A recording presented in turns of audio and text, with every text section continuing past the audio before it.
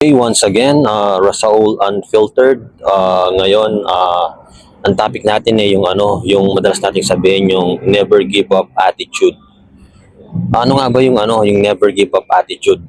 Minsan yung never give up attitude, ano yan, yung ah, ginagawa na lang natin na dahilan para kung ano man yung mga ginagawa natin araw-araw na walang progress, pwede nating ibagsak dun sa never give up attitude. Pero kung sa tutuusin, dapat hindi siya never give up attitude lang.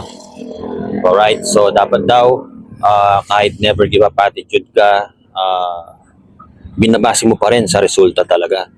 So kailangan iniiba mo yung ginagawa mo habang ikaw ay may never give up attitude.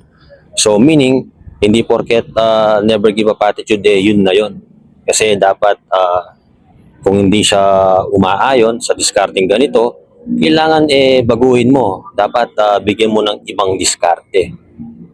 Kung hindi siya umaayon sa kaliwa, although hindi ka nag-give up, dapat subukan mo rin sa kanan. Mga ganong klaseng mentality sa never give up attitude.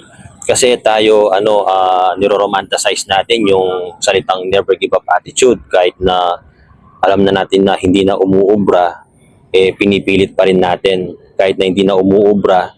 Basta tayo tuloy-tuloy lang, never give up.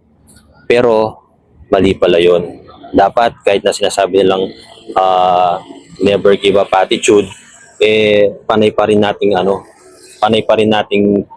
ina-assess, okay? Dapat gumawa tayo ng sarili nating self-checking or sarili nating self-analyzing kung yung bang ginagawa nating never give up, totoo pa kaya yon? O kaya lang hindi tayo gumigive up kasi ayaw nating mapuna tayo ng ibang tao na tayo ay huminto na, tayo ay kumbaga lang siya, yung satisfying na lang, hindi na siya yung talagang result oriented. Kasi iba din yung result oriented talaga. Yung hindi yung kunyari, nagpapaka-busy ka lang para lang makita ng ibang tao na gumagalaw ka, para lang makita ng ibang tao na hindi ka sumusuko. Yun, okay yun eh. Parang pag nakita ng ibang tao na ganun ka, yung parang feeling mo, angat ka sa kanila. Pero kung tutuusin, makikita mo rin na hindi na pala nagkakaroon ng progreso. So, pag ganun, kailangan na nating alamin yung bang hindi ko pag-give up, tama ba o hindi na.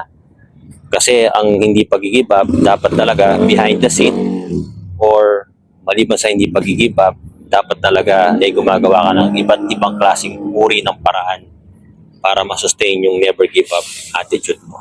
Alright, mga matitibay, once again, this is Ralph Unfiltered, Rasaul Unfiltered. Alright, yeah.